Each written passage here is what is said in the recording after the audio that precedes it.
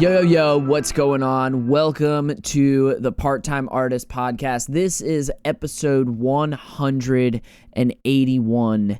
And before I jump into the show, I have a really awesome guest today. Before I jump into the show, I want to let you guys know that I have some links in the description. I had somebody follow through on the Visible link. Shout out to you for signing up for Visible. That is that's a cell phone service. If you need a new cell phone service, it's really cheap. You can already use the phone that you have, and you don't even need a SIM card or whatever. It's literally just a website. You can do it in your bed in like 10 minutes if you need a new, cheaper cell phone service provider. It uses Verizon's network, and it's only like $20-$25 a month. So check that out. That's what I did. I'm only linking it because it's what I use. So it only helps me and my phone bill if you want to sign up, and you get a cheaper phone bill as well. Aside from that, please subscribe on YouTube. YouTube is my passion right now. It's what I'm using to try and empower other creative people. You can watch this podcast on YouTube if you aren't already, and if you are, I hope you are subscribed to the channel. Aside from all of that, check out the link that I have for Camp Punksylvania, and maybe I'll see you there. In July 4th weekend will be Camp Punksylvania in upstate Pennsylvania. It's going to be a 3-day punk festival. It's going to be a ton of fun. You can camp there. You can car camp there. You can just drive up for the day if you want. It's not far from Philly. But yeah, check out the link in there for Camp Punksylvania, and hopefully I will see you there. Aside from all of that, I have a link for DistroKid as well.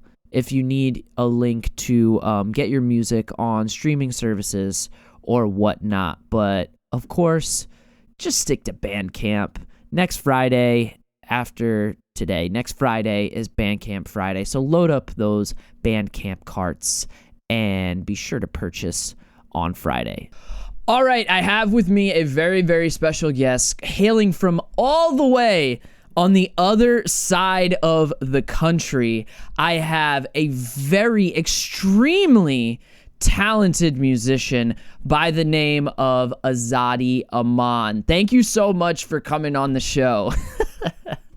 Thanks so much for having me, Roger. I appreciate you taking time and for being here. Yes. Now, right off the bat, something that I learned from listening to your music, going on your website, stalking you a little bit, is that I feel like you and me, we're alike in that we're both, people would probably see both of us as maybe a bit of a weirdo.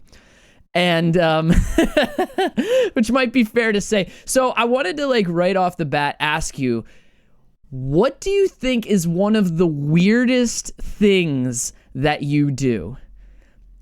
And I came up with this question because I was walking around my neighborhood the other day, and I don't know when or why I started doing this, but I am somebody when I'm walking on the sidewalk and I see a worm on the sidewalk, fighting for its life, I always pick it up and I throw it in the grass. And I was like, this is probably one of the weirdest things that I do, is just no matter what's going on, I could be eating an ice cream, I'll just pick that worm up and chuck it to safety. And I was like, this is probably not something that most people do. Do you have your favorite weird activity or something that has been labeled weird, maybe from another person or something like that? That is a great question. I mean, I relate to the worm thing because I do that too. I'm a gardener, and so nice. I'm like, hey, that's not weird. So I do that as well. Nice. So maybe we're both weirdos. Yeah, definitely. Yeah. Yeah. I mean, I'm a gardener, so I'm constantly stirring my compost and poking at worms in there. Wow. Nice. Like That could actually be tending weird. to a garden, or you have a collection of Mhm. plants? Both. I have over Wow. 100 houseplants, and then Oh my my God. partner and I have a small homestead with a garden and goats and chickens and a Oh rabbit. my God. Yeah, that's a lot of plants. Yeah, like being a plant person, I think, is becoming the new like crazy cat lady stereotype. Yep. Yep. Like it's so funny because especially as millennials, like we went like from generation to generation in this country, we went from like having kids to like, oh, I can't afford kids, I'll have pets, and then it's like, I can't be around for my pets, so I'll just have plants and I'll just kind of like tend to them every so often. Now that's so funny. That's awesome though. But it's becoming, like you said, it's becoming more and more common, you know, all of these weird things. Something that Yeah. I've discovered, especially with the youth, and I posted about this on Instagram like a little while ago. Something I do here in Philly is I go to house shows, and a lot of them are in college spaces, like college campuses, Hmm. and something that I noticed by just being among the youth of today is that everyone is weird. It seems like Yep. normal now to be weird. It's normal now to embrace what makes you different. And even Hmm. like I was just substitute teaching with 8th graders, and a kid walked in with socks and like flip-flops, socks and slides. And I'm just like, dude, you are the bravest dude I know, because I would not be able to get away with that when I was going to school. Are you kidding me? To stand out Me like that? neither. Yeah, dude, what? But it's cool. Like I guess people can just embrace who they are and put it out there. And that seems to be something that I'm noticing more and more and digging it. So, first thing I want to talk to you about is we're going to get into a tune here really shortly, and I believe it's the first tune on your record, The Light in Dark Spaces, which is a phenomenal title. This first song is called Letting Go, that we're going to get into, and it's the first song on the record. And I just kind of wanted to know if you can introduce this song for us and also talk a little bit about how this is kind of part one of three, right? You have like a Hmm. 3-part song kicking off this record. So how can you introduce this Letting Go song to us? Yeah. Thanks for asking, Roger. So I think maybe it's helpful to back up and share a little bit of my own story and my own Yeah, journey, and that will add some context and some color cool. to that piece. So um, I was born super premature in the late 80s at 1 pound 11 ounces Oh my at God. 25 weeks gestation, and had to be in the neonatal intensive care unit for the first like 9 months of my life. Mm, And every time the doctors took me off the respirator, my airway would collapse and I wouldn't be able to breathe. Um, mm. so what they did was they did a surgery where they put a piece of my rib into my throat to prop my airway open, and that Oh piece my of rib is God. actually Wow. still in my, to Wow. this day. And that the good thing was that that surgery worked and allowed me to breathe on my own. The bad part of that was though that they in during that surgery they damaged my vocal cords, so I have scarring on my vocal cords, and they also damaged the nerves on the left side of my tongue. And so that that nerve damage made it pretty challenging for me to learn how to speak. So I've Mm. literally been playing the piano and making music since before I could talk. Yeah, that is So I feel insane. like, yeah, thanks. So I feel like music has been a really big part of my life Mm. since then, um, and music is really kind of like I like to call it my first language. And in terms of the piece Letting Go, it is a part of a larger three-part work. And the three-part work really explores the tension that I've experienced with really, like you shared earlier, like embracing yourself and your full authenticity and just showing up exactly as you are. And then, sometimes you face backlash or people, have questions or whatnot. But then the third part of that movement is kind of like feeling lucky and grateful for the folks who are supportive and see and understand you. Wow. Yeah, it's so amazing to hear this kind of journey and to be able to come out the other side and find the positivity and find the light, basically. And I think all of us in some way, shape, or form kind of have to go through that journey a little bit. And I remember when I because I really listen to the music that I get when I'm doing the show, and sometimes I'll put on the song and I'll just be doing chores around the house, and I remember putting on the album, and it's what's incredible about it is you can say so much without saying a word in this album. And I'm vacuuming around the house, and I'm like, all right, I'm gonna put on the album now, because I was listening to the singles, and I put on the album, and I just kind of had to park the vacuum and sit for a minute, because as soon as it starts, it's just so introspective, and there's just something there's energy behind the way that you play the piano, and I think it's so apparent and so powerful. And I just want to share this first tune right away here. This is part 1 of the 3-part series. This part is called Letting Go. Check it out.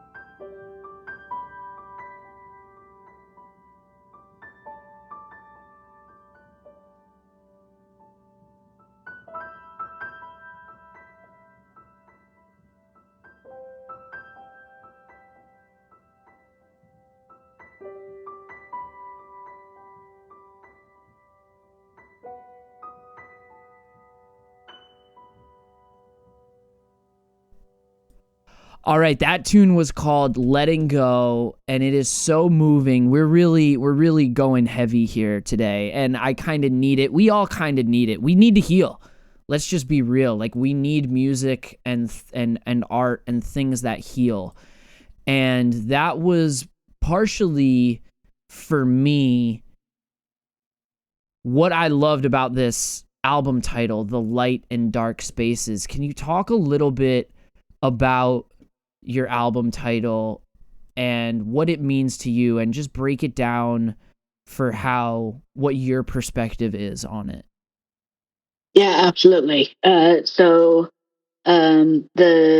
album, The Light and Dark Spaces, really chronicles 2 years of my life from I guess it was 2018, 2017, 2018 to 2019. So it's been a little bit. But the album really chronicles. It's kind of like snapshots from that time period in my life. I really explore embracing authenticity in the first three tracks, and then the latter half of the album. There's I think a 5-part suite that's dedicated to my beloved dog Star, who's no longer in this form. He's since passed. But those two larger works really chronicle some pivotal moments in my own life, and I think really one of the things that I'm constantly exploring is how to um, sit with and be with pain, and hopefully transform that pain into something that is beautiful, or if at least not beautiful, something that where the pain isn't stuck anymore, where it's moving Yeah. through me into a different form. Yeah. If the energy flows, it's not just being covered up or repressed or something like that. Yeah. I think it's so cool to see also other people kind of doing healing work, doing energy work, and using art as that intentionally. You know, because there's a lot of people that make music, and music will naturally heal people, but a lot of times the intention is not always there for that, you know, especially with rock music or whatever. A lot of music is about having fun. So, I mean, I know that when I got started on my healing journey, it was so powerful for me to start letting go. And I remember my first conversation with my therapist, especially because I was coming out of a relationship where I was like devastated. I thought it was going to be the rest of my life. And the first thing that this therapist said to me was, Roger, you're going to need to start letting go. You need to let her go. And in my head, I was like, what does that mean? What do you do? So what do we do? Like, I just Googled how to let go. Yeah. And I just started watching people on YouTube talking about it, meditations, books, and I just really immersed myself with that process. And weeks turned to months, turned to now years of being on that healing journey. And one of the things that I started was like my own YouTube channel and content creating about healing work and self-awareness for artists, because I think that's a powerful thing that happens when we go through this journey.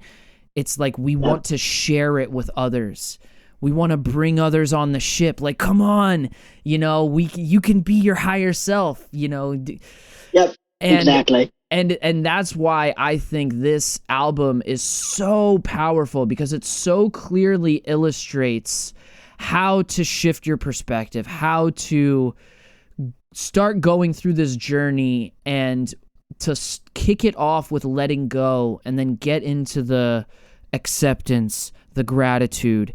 It's like, oh man, this is just something people need to hear and people need to go through, you know. What was your relationship with letting go? Like, that was how I started on the letting go process. How did you even come to find out what letting go even means? Mm. Mm.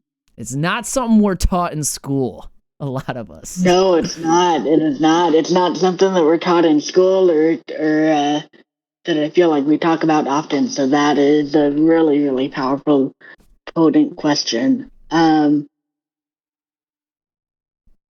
think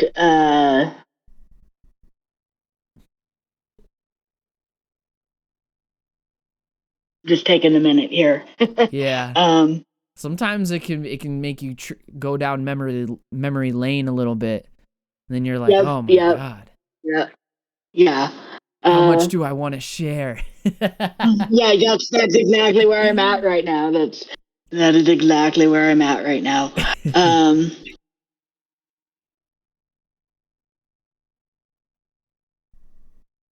I think for me, the act of letting go uh, is a multi-step process. But one of the biggest parts of letting go for me is um, noticing where I'm at in the present moment and patterns that I might be caught up in, or things that maybe aren't working for me or are working for me.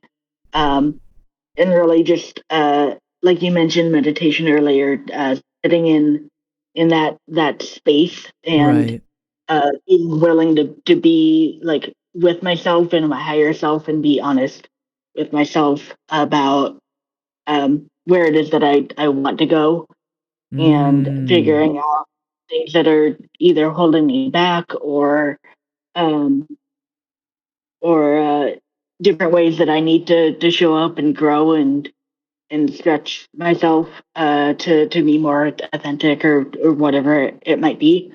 Um, yeah, I mean, I think it's a deep and complicated question, and Mm. there's multiple parts of it for me, but the biggest and I think the biggest part is really sitting with myself Yeah. and being open and willing to be honest with myself. Yeah. Because there's so much of growing up that is built on like distraction. And I think a Mm-hmm. lot of things that we're taught is to like unconsciously distract ourselves Yep. from bad feelings or things that happened. And there's a difference of like sitting with something, processing it, and then moving on from it versus like Yep. having something happen and quickly move to something else, to switch gears Mm-hmm. so quickly. Yeah. Letting I go think is that a it's real something that, process. Yeah. yeah. And I think that to your point, I think that uh, there is constant distraction around us now, right? With cell phones, with technology, Sure. Yeah. with uh, with things like that. That it is a skill that is not easily accessible to some folks, of being willing and able to sit with those difficult emotions. Mm, that's cool. All right. But let's get into this next tune right now. This tune is called Rhapsody's Rain. Check it out.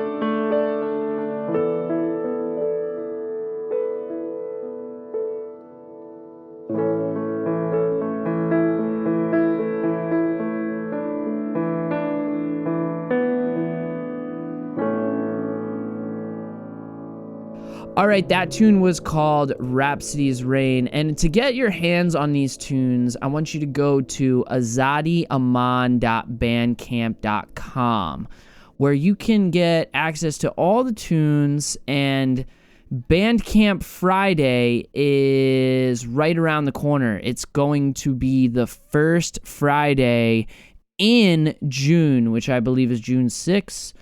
Oh, man. No, June 7th. June 7th. I was one day off. June 7th. So load up your Bandcamp cart, purchase on June 7th, and the artist gets all of the cut. Now, something that was also cool of reading about your background was from your website. Such a cool website, y'all. AzadiAmaan.com. That's AZADIMA. No. AMAAN.com. I said it backwards. What has you're playing some shows, you're a solo pianist. What is it like in your area, Olympia, Washington? What is being a piano player like over there? There are some small coffee houses that I regularly play at, and other venues in the Olympia area. And Rhythms Coffee is a super sweet spot. They have great local coffee, and the owners are super amazing. And then there's house shows and whatnot too that I'll play on occasion. Wow. Yeah, I'm working on. Yeah. Do you wheel the piano in yourself, or do you have like movers come? No, I have a keyboard that I can bring to gigs, or if the person has a piano in their house, that's the more ideal setting. Yeah, I would say. Yeah. So fascinating to hear about this, and the gig, y'all, is on the 13th of June. Rhythms Coffee, for those of you in the Washington area. If you're in Seattle, if you're in Tacoma, like just hop in, take a trip over to Olympia. I always love the Rancid song Back to Olympia. That's what it always makes me think about. What is like, what can people who have never kind of seen this kind of stuff, what can they expect from like a show where they're sitting and watching someone play piano? Like, what kind of vibe or atmosphere is it like? Is it just like really quiet and everyone's just like practically meditating? Yeah, honestly, that you kind of hit the nail on the head. Yeah, you kind of hit the nail on the head. Yeah. So you're just really out here doing God's work, like getting people to heal without them even knowing it. That's amazing. Where has, like, do you have a favorite show that you've played so far? Where was your favorite show that you've played? I think about a year ago, I had a super intimate house concert at my home. And invited a bunch of super close friends over, and that was a really, really magical night. Of just music and deep, deep connection. Yeah, that sounds like a scene from a movie. You know what I mean? Where everyone gathers around the piano, puts their hands on each other's shoulder. That's amazing. Now, lastly, before we get into the brand new song that is out today, what do you have on the horizon? Are you doing more albums, or are you going to lay low, play some shows? Playing by Candlelight is the new single. Is it going to lead to a bigger piece of work, or are we just riding this single out for a while? That's a great question. I have, so last fall, I went back into the studio after a 3-year hiatus. Wow. And had a number of pieces that I was wanting to record. And And honestly, Roger, none of those pieces were sounding right or coming through. And was chatting with my engineer, and he said, like, just go in there and have fun. And what I ended up recording was basically an album's worth of improvised music. So Rhapsody's Oh my Rain and God. Playing by Candlelight are both just off the cuff, like improvised. Oh my God. And I Wow. have a number of singles that are going to be coming out that are just part of that larger work.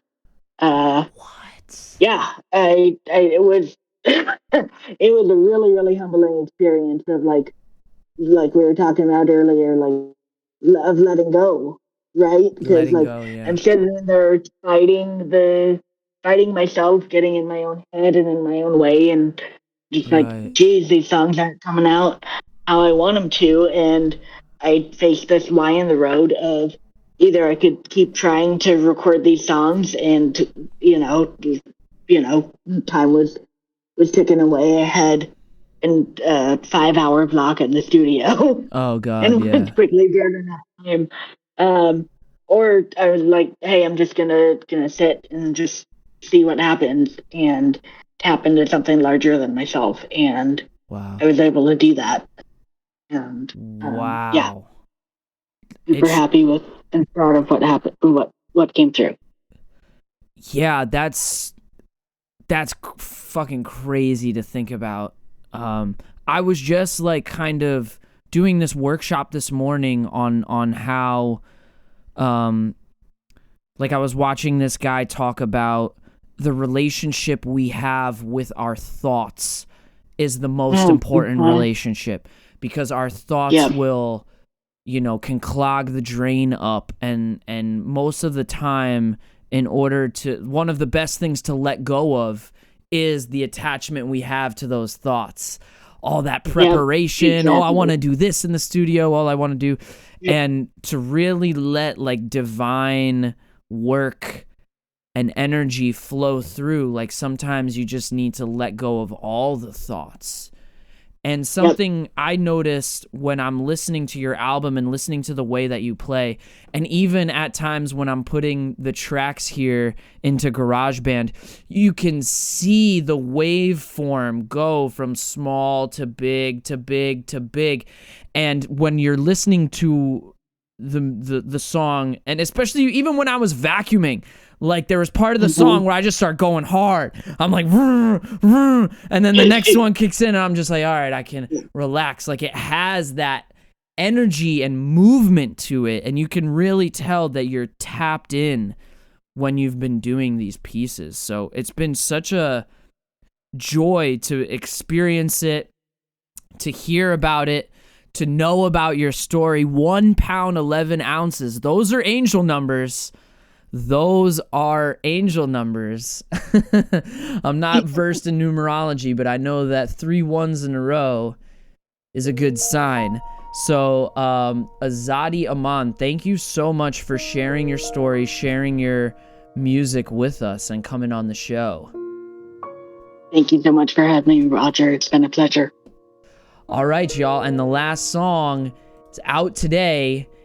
It's called Playing by Candlelight. Rip on, everybody. Stay creative.